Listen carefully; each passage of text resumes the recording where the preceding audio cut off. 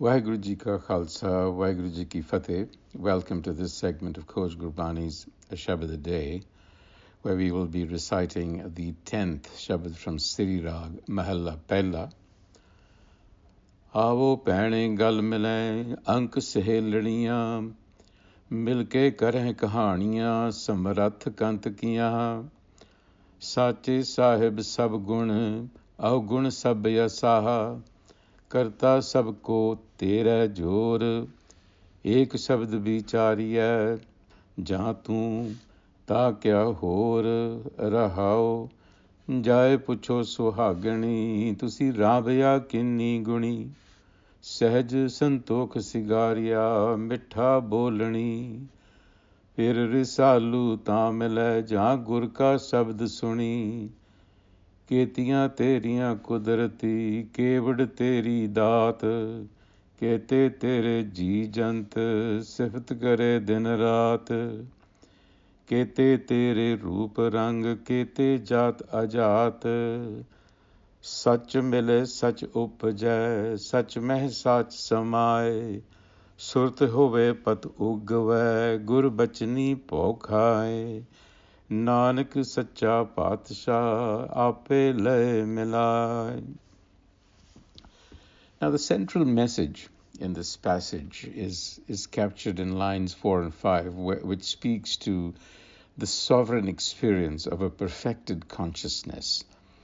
When the mind internalizes the wisdom of Gurbani, Shabad, ek shabd bichariya, it experiences the unity of creation. Ja tu, ta kya hor, there is none other. Now, this can also be read as saying that no other instruction other than Gurbani is really needed. But nonetheless, an essential marker of a transformed consciousness, of this changed consciousness, is this realization, Ja tu ta kya hor, that there is only one cosmic actor whom Guru Nanak calls Karta, or the doer. It is this Karta that holds the power of life and of creativity within itself. And this is the support of the universe. There is no other. Karta sabko tere jor.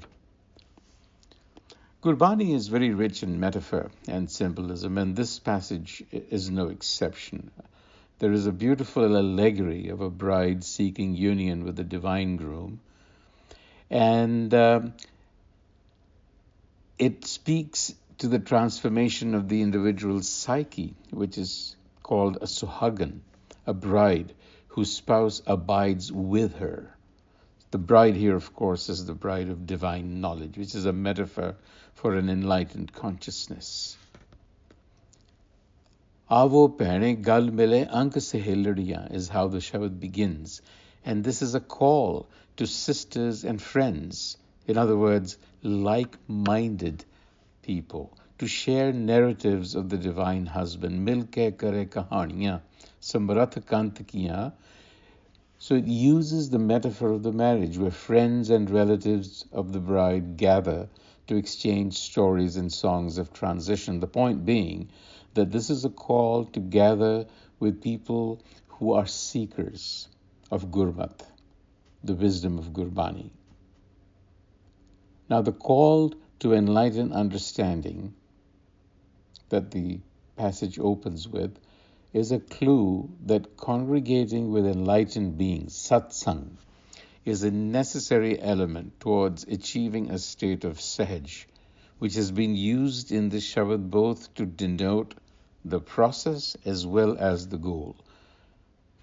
Just as an aside, the word sahaj, very significant in Gurbani, is derived from the twin roots of saha, which is together, and ja, which is to be born. Thus, it means born together with oneself.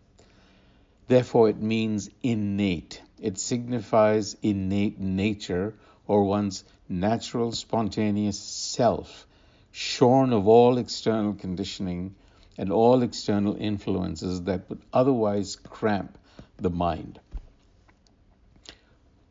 What is the process and what is the method that will result in Sahaj or union with the divine groom here, the self?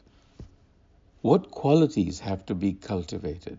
And Guruji says, Jai puche suhagini, tusi ravya kini guni.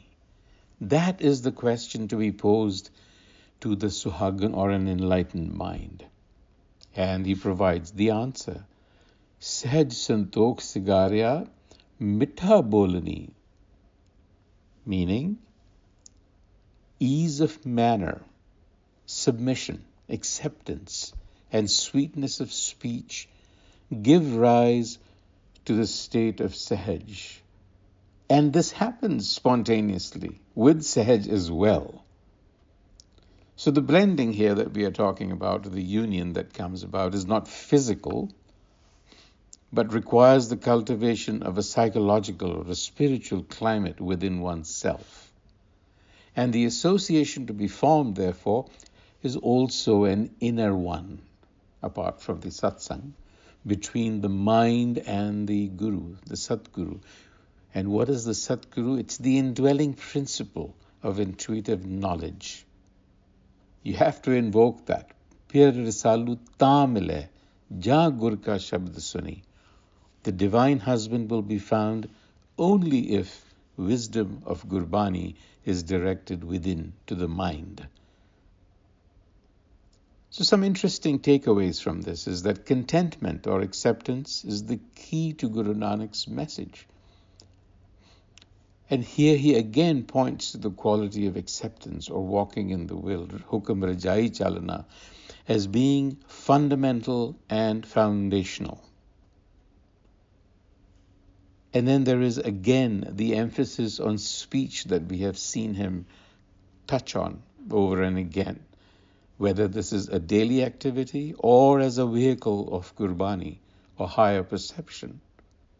It should be taken as a cue to re-examine our relationship with language, to appreciate the power inherent in words to shape or misshape us, and therefore use words with care and contemplation.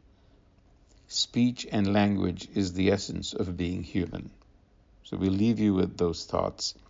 Until the next time, Waheguru Ji Ka Khalsa, Waheguru Ji Ki Fateh.